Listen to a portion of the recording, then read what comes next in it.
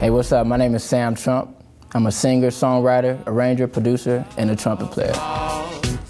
Well, we all know actions speak louder than words. And we get so caught up trying to find the right way to say. At what age did I become interested in music? And how did I get started? I think around age 5 or 6, I was fortunate to be part of an elementary school that was a magnet school that was, fine arts. So it included, music, as far as orchestra, choir, piano. You could take band, as well as the arts, painting and everything. It was Park Elementary in Houston, Texas. At that time, I had an older brother who was a year older, and he started in band, and I wanted to follow in those footsteps. So, wow, how'd I end up in Chicago? That's a great story. I love to tell this story because it's a great blessing on how it happened. So I have to back up a little bit, a couple years before I came to Chicago. When I first graduated high school in 2005, I ended up going to North Texas, which is just north of Dallas, about 4 hours driving from Houston. I went to North Texas for a year and got out of school, and I decided that it wasn't for me at the time. So I got out of school, I had a great job at the time, so I was just working full-time, and I became just like a freelance musician. At that time, I was just playing trumpet. I started singing and songwriting, just being inspired through a couple musicians out in Dallas, and as well as my sister, Tammy Latrell. She's a singer-songwriter as well. I ended up coming back to Houston, and that's when I started to flourish as an artist and started to perform on my own. So I'm out of school for a whole year in Houston, and this is now 3 years being out of school in total. 2 years in Dallas, 1 year in Houston. And I started talking with my mom, because now I'm back home with my mom, and she's like, you ever think about getting back in school? I'm like, no, I'm an artist, I'm a musician, I'm making money, I got a full-time job as well, so I feel like I'm right, but you know what, it probably is a good idea. She was like, well, a community college or something, I was like, all right, I'll look into it, so at that time, from that time on, I kind of had the desire to kind of get back in school and explore some options. But really didn't move on it because I was so busy with what I was doing. All of a sudden, one day, I got a call out of the blue, and it was from a friend that I knew from North Texas.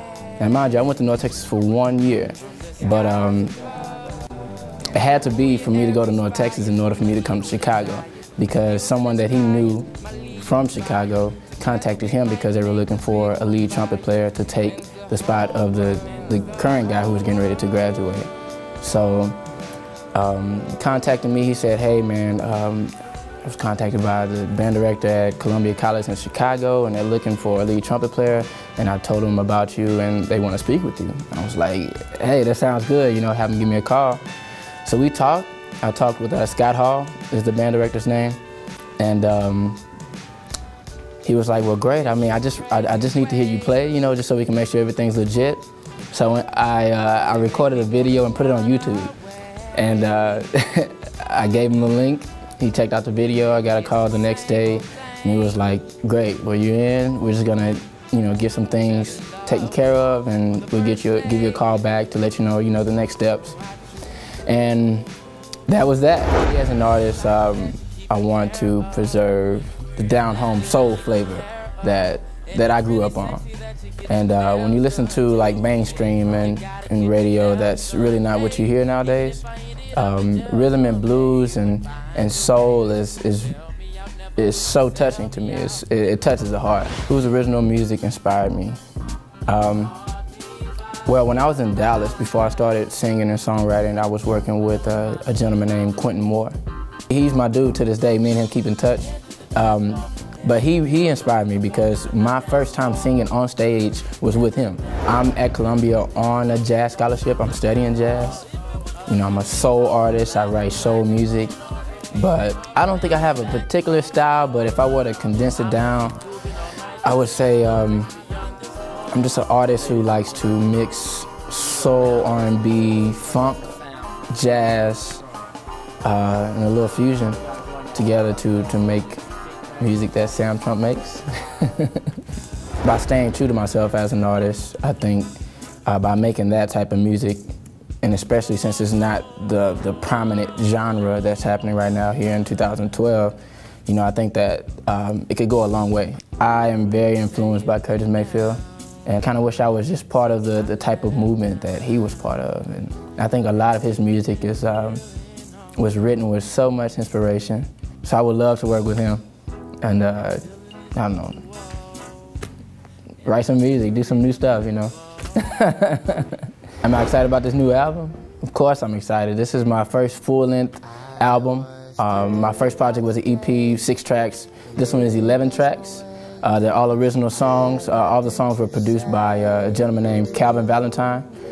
Shout out to him, he's a Portland hip-hop artist. He goes by the name of G-Force as well. But we put this project together in a week and a half, 11 tracks, so it was like crazy, just boom, boom, boom. We were in there in the studio every day, in his basement, getting it in, you know. I'm ready to release it. I mean, we put a lot of work into it. It's gonna be coming out sometime in 2012. First single that I'll be releasing from the project is a song called Daydreaming. And what this song is about is just about seeing gorgeous woman like this, the one you've been like looking for, or the one you just don't see. You know, she's a 10, you know, and for some reason or another you miss out on the opportunity to speak with her, or to try to, you know, earn some type of respect from her, you know, and you miss that opportunity, and you're just, you know, now like, man, where's this girl? Man, I need to see her again. I'm just daydreaming about it. I just can't get off my mind, you know. And the hook is really catchy. You know, that's one of the reasons why it's a single. It's going to be the first single. Not to mention that it's the same title as the album, so it kind of correlates in that sense as well.